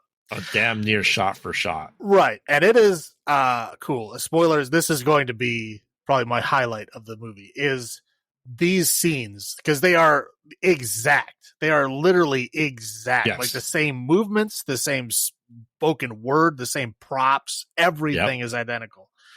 Even the staircase that they're walking in the beginning, like you talked about, that big staircase that you liked with the spider web, it's the exact same same thing. So they're basically introducing them, even showing him being crazy in the boat. So, I mean, it's like all of that, everything happened that in the 1931 Dracula happened. Only apparently Dracula survived. Then I mean, he died off screen, so we don't know if he really died. Right, correct. Well, yeah, in this being the sequel, I guess a separate timeline of Dracula, he did survive. So he's been basically following the same pattern for the last 100 years or 100+ years. Is that they go to a new town. He does. Dracula kills a bunch of people, gets kind of chased out of town or attacked and injured. They have to move to a new town. He has to find people for Dracula to eat to get better. And then once he gets back to full power, he just goes out and hunts on his own until he does something bad and hurts himself, or they have to leave town, whatever. And it just has been repeating for this whole time period that Renfield's been his familiar. Yeah, and modern day New Orleans. Right, yeah. Is where the story takes place. Right, yeah. So, we're starting out in modern day New Orleans. So, basically what he's doing is he's going out hunting for Dracula. But what he's trying to do this time around is he's trying to, because he's in this Toxic Relationships Anonymous. So he's trying to find the people that are the mean half of this relationship. And he's trying to like find those people to feed them to Dracula, to try to like do a good thing. He's getting rid of the assholes of the world. Right. Yeah. To try to do a good thing with a bad thing. But he freely said himself that this is not what he traditionally does. He just gets him whatever he wants.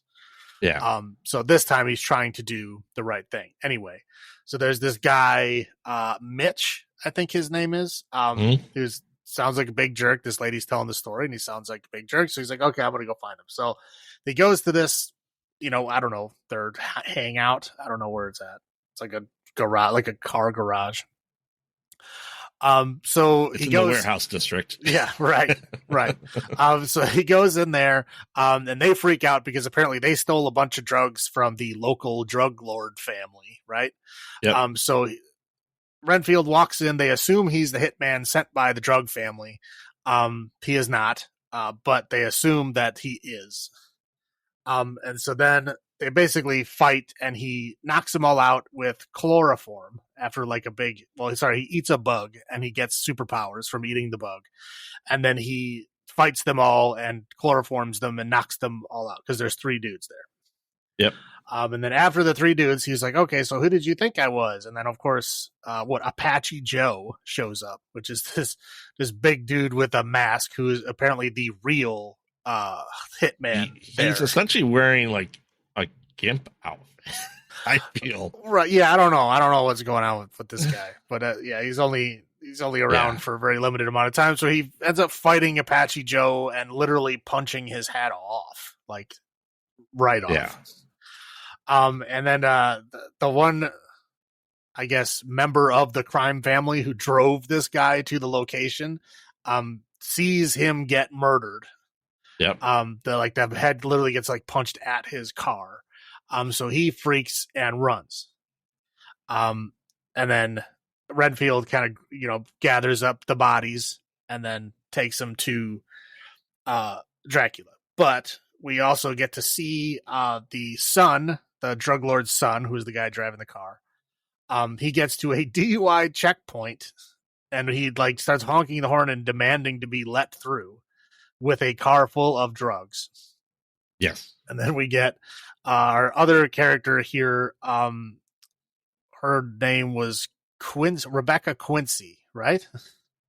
Yes. Yep. Yeah, right. I was gonna say I knew the last name was Quincy, or first name was Rebecca. Anyway, played by Aquafina. Yes. Yep.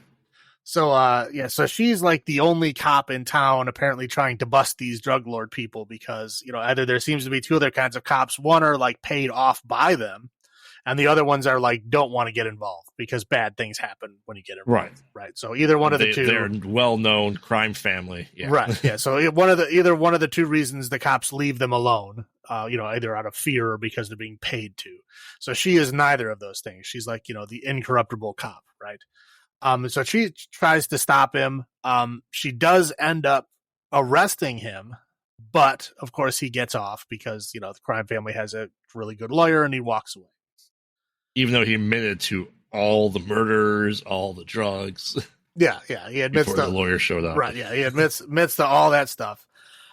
So she ends up going to, I'm sure all right. So I know Renfield then gives the bodies to Dracula, and then Dracula is upset that these are not the quality of people that he expects or that he deserves. So he's obviously very, very damaged at this point because there was a scene earlier where like hunters attacked him and he got stuck in the sun and got burnt to a crisp, but technically survived. So at this point he's like, a husk, like trying to regenerate himself, but he can't go hunting on his own because he's like all messed up. So he's upset that these are low quality people that he's bringing him. So he demands that Renfield go out and get him, a bunch of nuns or a busload of cheerleaders or, whatever. Yep. So he gets ordered to go do that. So he goes to this like bar that's like his hangout. And of course there's like nuns at one table. There's a bus driving by with, with cheerleaders in there. And he's like, oh man, this is bad. So while he's there now, does she just like walk in the restaurant? I'm trying to remember why she went there. Oh, okay. No. So she found the pen. Yeah. Because he killed Apache Joe. Well, he stabbed him with a pen first before he punched his head off. So she found the pen that he took from the waitress at the bar. Yeah. Right. Yeah. So she found that pen outside of it. So she decides to go to that place to try to get answers. That's why she shows up there. Mm-hmm. She shows up there. Basically,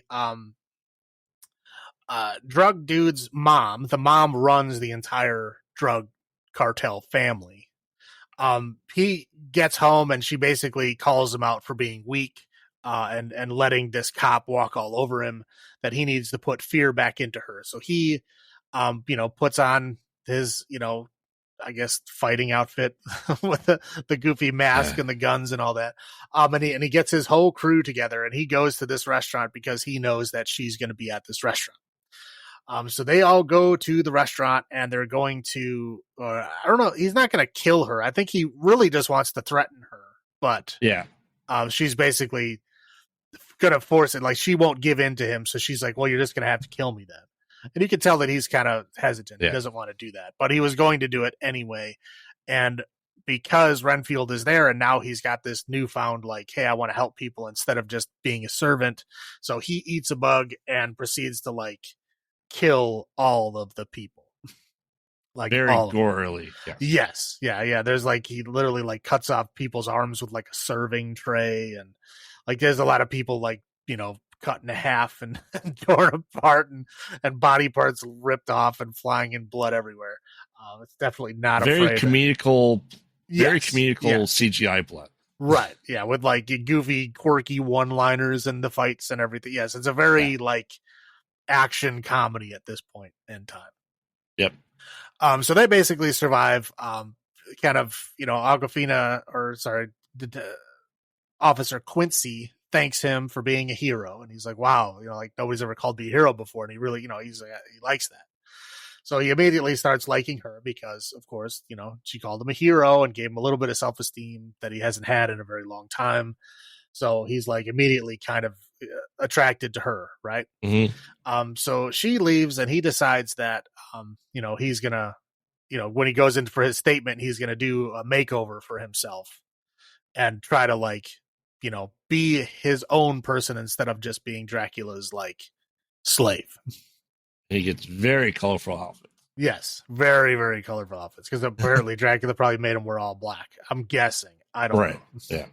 So he gets very, very colorful outfits. He gets his own apartment, and he paints everything like pink and orange and very pastel-y bright colors. But he's like kind of living on his own and seeing a little bit of happiness for himself, right? Mm-hmm. And he gets flowers, and he goes to do the interview. And when she goes to do the interview, all of the other witnesses at the restaurant have refused to give statements. Nobody wants to say anything. Nobody wants to do anything. So Renfield shows up, and he's the only one that's giving his statement. So she's hoping that with his statement, that she'll be able to like bring down the drug people. Now, why he was able to leave the crime scene after like assisting killing all of those lots of people, like, yeah, I mean, I would think they would have you, at least overnight or something. But anyway, no. So he's fine. So at that point, he's like, he goes home and he tries to like call her to like invite her out for a date, essentially, right? Yeah.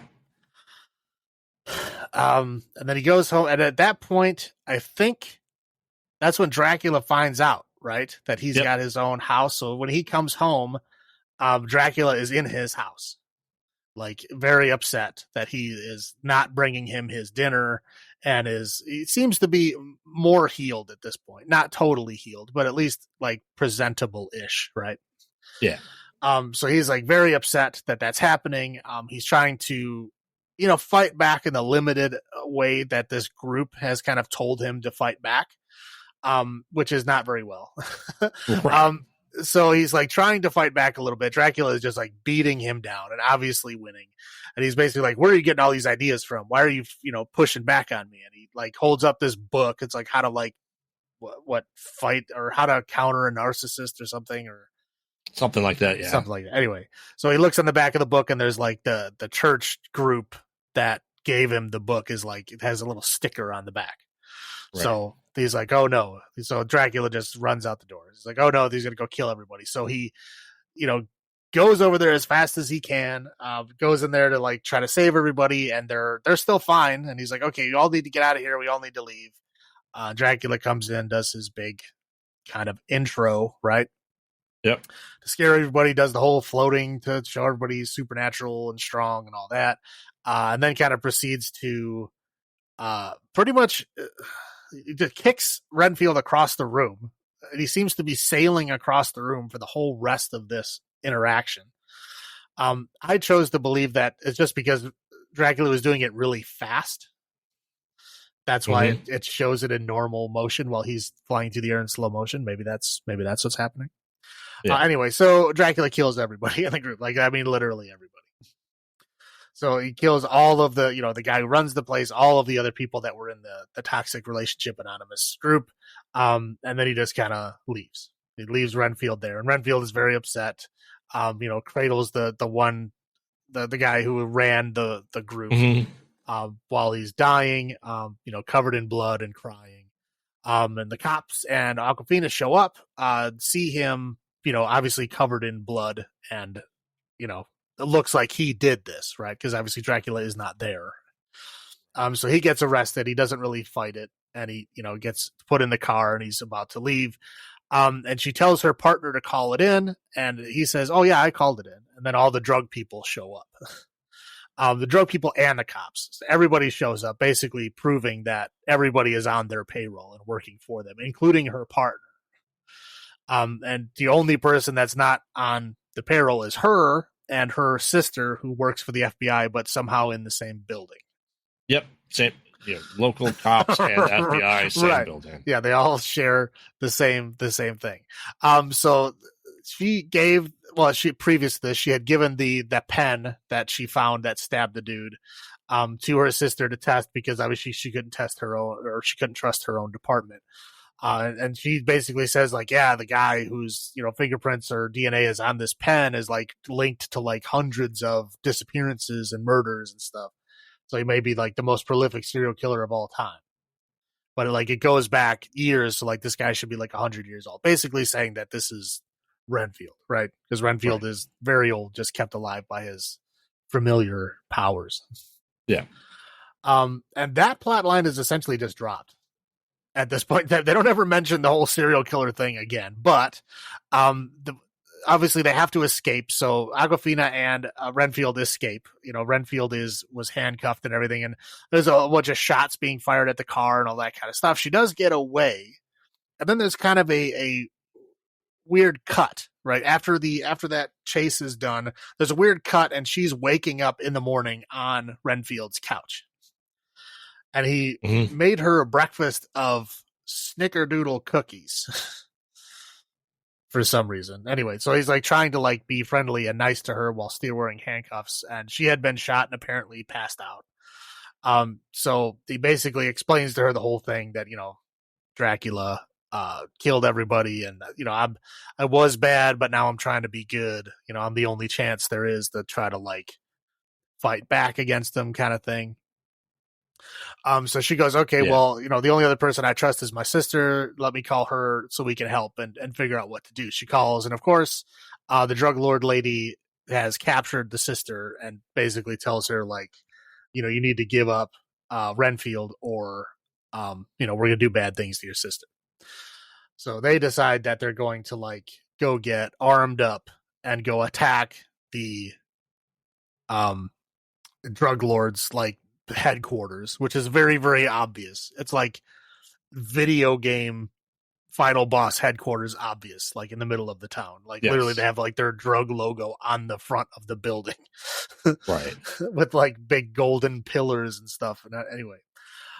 So there's kind of a side story happening at this point to where the drug lord's son, goes to the abandoned hospital where Dracula was hiding to try to find Renfield. Renfield wasn't there, of course.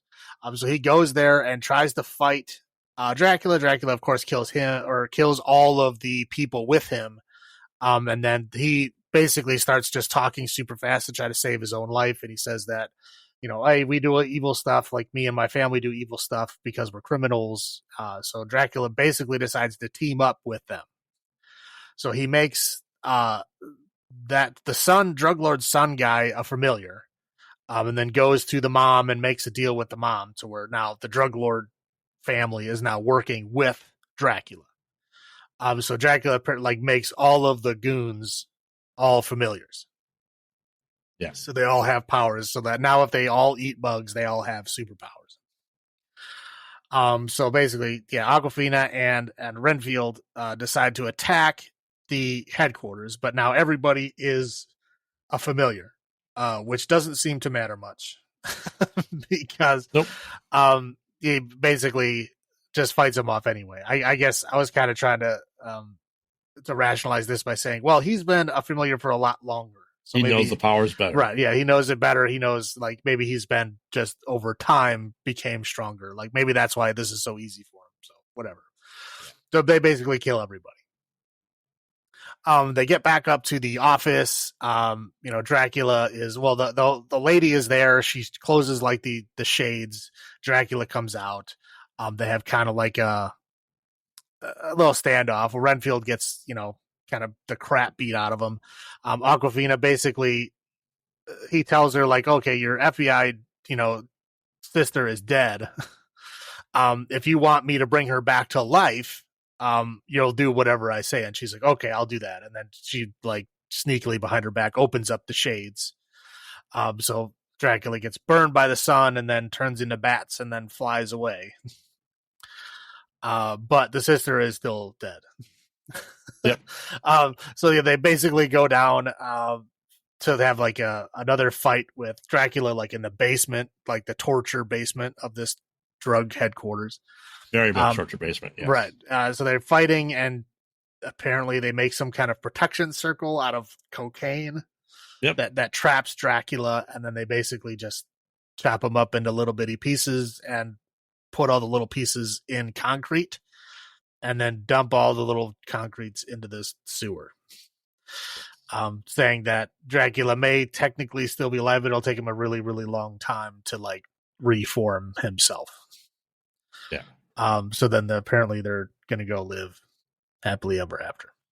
Well, Renfield uses a bunch of Dracula blood to bring back the entire support group. Right. Yeah. Brings back the sister, the FBI sister, and then brings back the entire support group. Yes. And I was okay. We obviously saw this in the theater, right? Yeah. The one lady who did not laugh until the end of the movie, and then was laughing hysterically at what this one guy said. Like, what was that all about? Like, there was a lot of bad jokes made up until that point. She was totally silent. She didn't laugh at all until the very like last jokes of the movie, and then she was like losing her mind laughing. Because he talked about like you can't unsee the things I've seen, and once you're dead, we're on the other side. And he very creeped out about being back alive and having all this knowledge. Right, but like again, other jokes were made, better jokes were made. Yes, throughout the course of the movie, because again, this movie is pretty much like a horror comedy. It's like a horror action comedy, right? Well, as I said before, I predicted it without seeing it, and then I saw it. Like it is. Brendan Fraser's The Mummy with the one-liners meets What We Do in the Shadows. The gore. That's the best way I can explain this movie, I think. I guess. I mean, What We Do in the Shadows doesn't have a lot of gore. It has blood. I mean, the familiars, the powers, and just the kookiness of vampires, like I said, meets the Mummy. Right. But yeah, I just didn't understand why that lady was laughing at those jokes specifically. I mean, but like losing her mind laughing. Like we're talking big old belly laughs at those. And she was totally silent for the rest of the movie. I was like, I don't know what's happening. but anyway, yeah. So end of the movie. Yep. Roll credits. Yep. And there's no post-credit scenes or anything like that. Nope. So what were you, I mean, it just came out. What were your first thoughts on this? I mean, what were your expectations going into it, and did it meet or exceed it? I mean, I expected it to be, obviously, if Nicolas Cage, I saw how hammy he was being in the trailers. I knew this was going to be a comedy, right? I knew this was going to be, Nicolas Cage, hamming it up as much as Nicolas Cage can ham it up. I knew Nicholas Hoult was going to be kind of the straight man to that, because he almost always is the straight man to that. Yeah, I mean, it was basically what I expected it to be. I mean, I knew it was going to be a goofy comedy. I guess there was more gore than I expected it to be. Mm-hmm. There was a lot more swearing than I expected. I guess I didn't expect the movie to be like R rated. Right. I kind of expected it based on the premise and the actors and the people involved and all that stuff. I kind of expected it to be like a PG-13 version. And it was definitely not that. And I was surprised that it had as much gore and as much swearing as it did. Like as much as the darker stuff that it had, it was countered a lot by the comedy stuff, but the darker stuff that it had, I was kind of sort of surprised that it was there in the way that it was there. Yeah. And there's interesting stuff. I mean, there's literally a scene where he like rips a guy's arms out of the socket and then like fights a whole bunch of other dudes with the arms. And then even throws it and impales Right. people with the arms. Right. Yeah. And then like uses the arms as spears later on, which I don't know how that would work, but sure. Well, that's why I said it's that was like something what we do in the shadows would do. I feel. Yeah, but what we do in the shadows is usually a little lighter on the gore. Yeah. Like I said, there'll be blood and there'll be like, some kind of weird thing happening, but it won't be like that. Yeah. No, I mean, it's kind of what we get into with these type of movies that we've been seeing for 20 years now is that kind of has gone the Universal monster horror factor of it. It's more action oriented and comedy oriented now. And just because that's just the way they are now. Like, we saw the trailer for the last voyage of the Demeter, which seems to be more horror related and a story that we really don't get to see a lot about. So I'm excited for that. Because we're getting another Universal Dracula movie this year. So this is more of the lighthearted gore fun fest versus, Friend Zone and the Demeter. Right. So, Yeah. Yeah. Essentially, this is to sum it up, it's an R-rated horror themed action comedy. Yeah. That's what it is. Yeah. No, yeah. I wouldn't consider it a horror movie, but it definitely has a horror theme, obviously, because there's vampires and Dracula. Yeah. So what are your highlights? Highlight is going to be the beginning. The very when they showed the black and white versions of Nicolas Cage and Nicholas Hoult, like literally reenacting, like exact the original Dracula. That was pretty fun. That was pretty cool. I thought they did a great job with that. Yeah. Yeah. I mean, that absolutely is a highlight. Like it painstakingly recreated everything. I mean, how long do you think that took to do for that short little bit? I don't know, at least a week. I mean, but I'm saying it's such shot for shot. Yeah, no, it's literally exact. I mean, like the props are identical, like the way that they move is identical, the things that they say are identical. I mean, everything is spot on, perfect. Yeah. Like they even have like the scene where they zoom in on like Nicolas Cage's eyes and they have like the light over just his eyes, like literally exactly how 1931 Bela Lugosi was. Yes. I mean, yeah, the atmosphere for that was spot on. I completely agree that being the highlight. And Nick Cage being able to be an actual vampire versus Vampire's Kiss. Right. I feel like this is he wanted to do this just to go back into that spot. I don't think he is as hammy in this as he was in Vampire's Kiss. But he's still Nick Cage. Yeah, no, and again, I think he pretty much just takes every script that's thrown his way. I mean, yeah, don't get me wrong, he's great a lot of times, not all the time. Sometimes he just phones it in, but he's still wacky. But he has some like outstanding performances, even lately. Even with all the hammy stuff in between. I think he literally went from like Willy's Wonderland, which was a good movie, but a very hammy, goofy version of him, right? To like Pig. Did you watch Pig? No. I mean, like award worthy performance. I mean, outstanding performance in that movie. And they're like at the same time, like back to back movies. So it's like he can pump out some crazy stuff and he can go back and forth. He's a great actor. He just kind of just does everything. He does whatever the hell he wants, which is basically everything that's thrown at him. Yeah, he can be a great actor when he wants to be, and he can completely chew the scenery if he wants to as well. Right.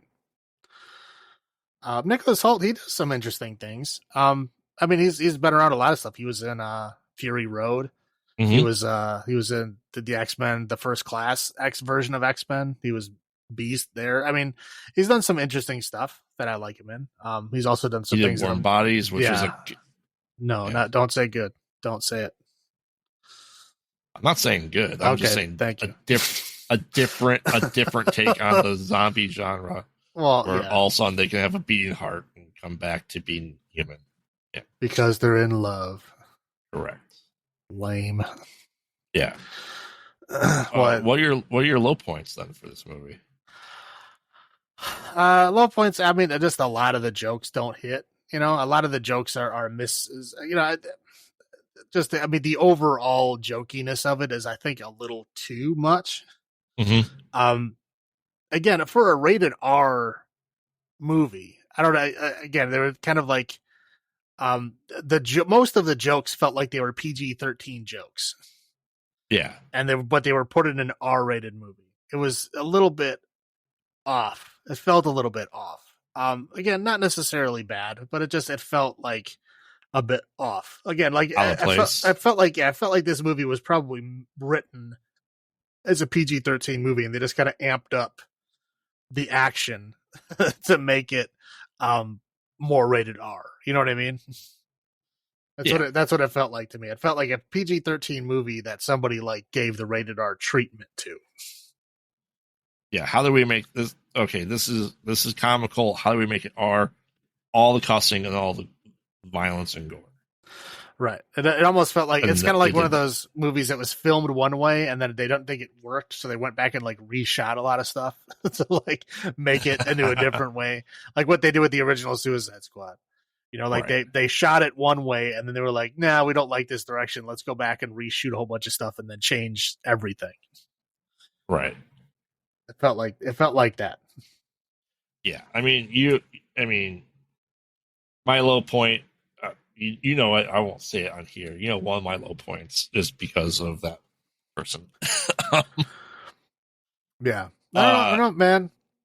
She's been great in a lot of things. I don't know why you dislike her so much. Again, I'm not gonna say she's my favorite or anything, but she's done a lot of cool stuff. She was great in The Expanse. She even does a voice in Destiny. I know. No, low points. It's I I think with like the Invisible Man that we got from Blumhouse, that we showed that we can have serious horror movies with these universal icons. Mm-hmm. And I've never been a big fan of it being such action oriented. And you still see it here. Like, you can do these well I think we should make these horror movies again with these icons. We don't need to be action heavy oriented, as we'll discuss in a future episode, the failed dark universes. They tried that and it doesn't work. And maybe comedic is one way, but I think we need to. I'm hoping the Last Voyage of the Mirror is a move in the right direction, and that Blumhouse doing this stuff is a move in the right direction to bring these elements of horror, this atmosphere, back to these icons. I mean, I hope so. I mean, again, the potential's there. It just Dracula is going to be a kind of hard sell because Yeah, that's something that has been done to death. So it's going to be right. really hard to get people to look at that with a fresh eye, you know? Mm-hmm. And it's going to be really hard for somebody to make a movie with a fresh eye on that.